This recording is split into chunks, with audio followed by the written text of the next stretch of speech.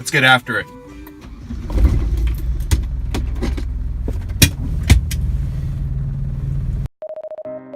Another awesome workout under my belt.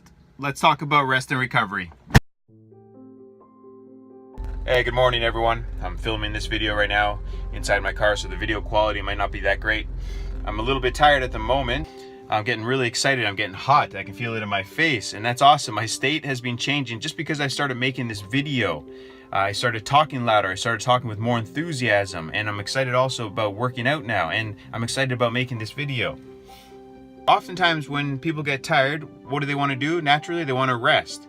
But sometimes I think the best thing for rest is to change our state, change our thinking, change the way we talk, move our body a little bit, get the blood flowing around. By doing such things like that, you can alter your level of fatigue. So right now, I'm a little bit tired. I know once I exercise, right afterwards, I'm going to feel absolutely fantastic. And while I'm exercising, I'm going to be feeling unbelievably good. So sometimes, yes, when we're tired, we might need to rest. But oftentimes nowadays, I hear it almost every day. You ask people, how are you doing? Oh, I'm tired, I'm tired. You ask the same person 7 days a week, they might say they're tired. And we all get tired. I get tired too, like I am now. But what are you gonna do? Complain about your being tired all day, just mope around, move in slow motion? No, change your state. Listen to a song that you enjoy. For me this morning, I listened to some music that I enjoyed. I listened to a few good interviews on YouTube, and I drank some coffee while doing it. The coffee gave me energy, the music, the speeches motivated me. Now I'm gonna go out and move, and afterwards, I'm gonna go home, shower, shave. I'm gonna feel like a completely different person. I'm gonna feel unbelievably different. I'm gonna look different, my skin will be glowing, so yeah, we have a choice. If we're not feeling well, sure, some days we need to rest.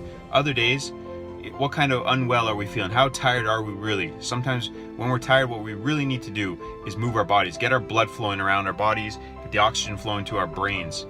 So just like that song, Tupac, Changes, sometimes we need to change our state.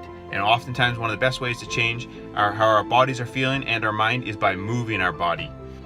Number two, this might sound a little contradictory to what I just talked about, and this relates to rest. Sometimes you really do need to rest. Listen to your body, know when it's time to back off. Sometimes we chase goals so hard, we really want to push ourselves, and we think progression should be like linear. We want to keep making progress, we keep going up.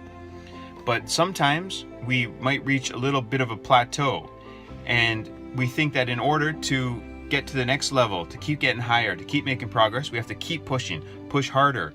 But sometimes what I've learned is that we have to do the opposite. Sometimes we have to take one step back to ultimately go two forward.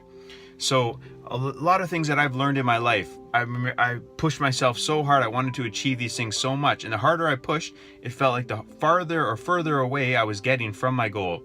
And often what happened, funnily enough, I would take a rest. I would not do the activity for a while. I would not even think about the activity. And then when I went back to do it, what I was struggling with learning how to do came almost effortlessly to me. I remember when I was learning, for example, triple unders. Geez, it was very difficult. But then all of a sudden I backed off for a while, and then I went back to it, and I was able to do them so much easier. Sometimes our body needs time to recover. Our body needs time to learn a skill. So does our brain. It's amazing, really. If you've been pushing yourself really hard to learn something, but you're finding it difficult to grasp, maybe what you need is a rest. Maybe just focus on another activity for a little while. And then when you go back to that activity, you might find that you've made huge progress while you were resting. Your brain learned the skill, your body learned what it had to do to learn the skill that you were trying so hard to learn. And an analogy to think about this is regarding maybe like house renovations. You know, I don't know if you've ever done construction, but let's say you have a plan to renovate a house, and then you've budgeted for this. You know what you have to do, and then while you're building the house, you realize, oh, there's a problem that we didn't foresee. Now what we got to do is we got to take this apart. You have to take that apart first. You'll see there's problems that you encounter that you didn't expect. And you're saying, oh man, these are huge setbacks. These are not only going to cost time and money, but they're going to set our finishing project, the date, a lot further than we expected.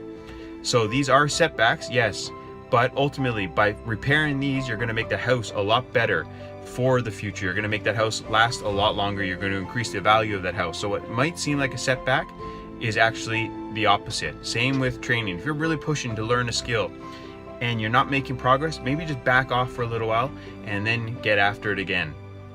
So that's another thing that I wanted to talk about.